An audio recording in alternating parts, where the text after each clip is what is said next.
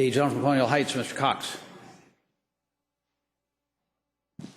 Mr. Speaker, point of personal privilege. The gentleman has the floor. Mr. Speaker, I thought I'd bring everyone up to date on where we stand.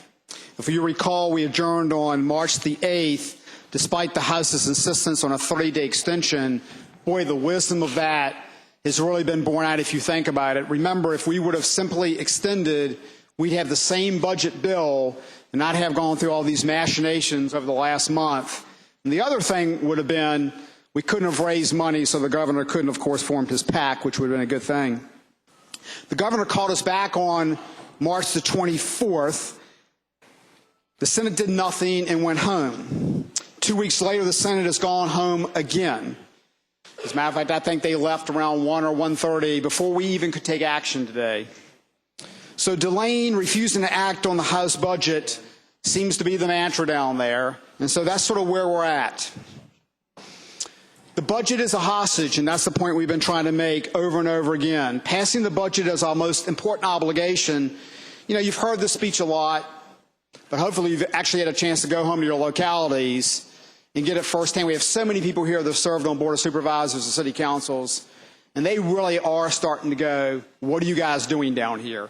As a matter of fact, your school board budgets, obviously your Board of Visitors for higher ed, they're all setting their budgets. And so why don't we have a budget? Why is it hostage? Because I think Dick Saslaw said it well, the Senate Majority Leader. He said if we decouple it from the budget, we have no leverage. Why would I do that? And so I think that's pretty sad. This is basically being used as leverage. Virginia cannot afford a budget delay. It impacts all local government, school boards, colleges, and universities, and the business community. And the Virginia Chamber of Commerce last week said set aside Medicaid expansion and pass a budget. Now, I'm here to tell you about 85 localities, cities, counties, constitutional officers, school boards have said specifically that you need to decouple Medicaid expansion from the budget. And we have given, on this side of the aisle, numerous presentations to those folks. Now, I will say I've seen some copycatting. Both sides do that a little bit. I've noticed the other side of the aisle has had several resolutions passed.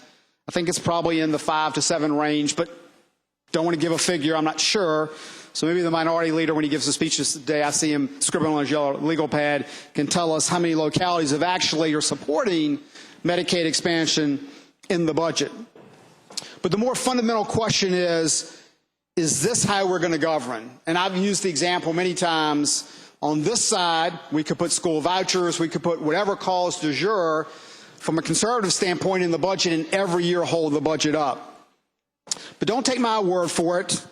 Take the word of a well-respected senator on the other side of the aisle, Senator Mark Warner, who I know a lot of folks listen to very carefully over there. And here's what here's what Senator Warner said last year on the government shutdown. We can have disagreements, but you shouldn't threaten to shut down the government. Senator Warner said trying to use the budget process to try and exact concessions over a separate bill would be, quote, this would be like the Democratic Senate sending back to the House something that says, unless you pass our immigration bill, we're going to shut down the government, Warner said. That's not the way you govern. And we all know, we had the big sign up here many, many days. The Governor McAuliffe tends to agree with Senator Warner because he said during the campaign last year, stop using the threat of a government shutdown as a bargaining chip in other negotiations, including over the health care law. So now we have a senator and a governor who seem to have changed their minds over the last few weeks, who could not have been more clear last year, obviously, on the decoupling issue. So let me finish up. Holding the budget hostage over one issue is wrong. Republicans and Democrats disagree on Obamacare. We disagree on Medicaid expansion. But we should agree on a budget. We could agree on the rest of the budget in short order. We've given numerous speeches on how close the two budgets are together. Heed the Virginia Chamber. Heed the 85 localities and constitutional officers, the school boards and local leaders who've said, get a budget done. We should pass a clean budget, then come back in a special session. And we've said on numerous occasions, you call it when you want it.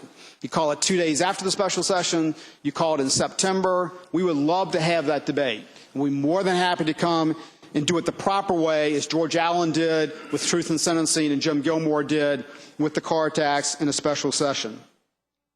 The governor can say when, the governor can send down any bill he wants at that time, as we said. He can send down his 2-year pilot. He can send down Mark at Virginia in a special session.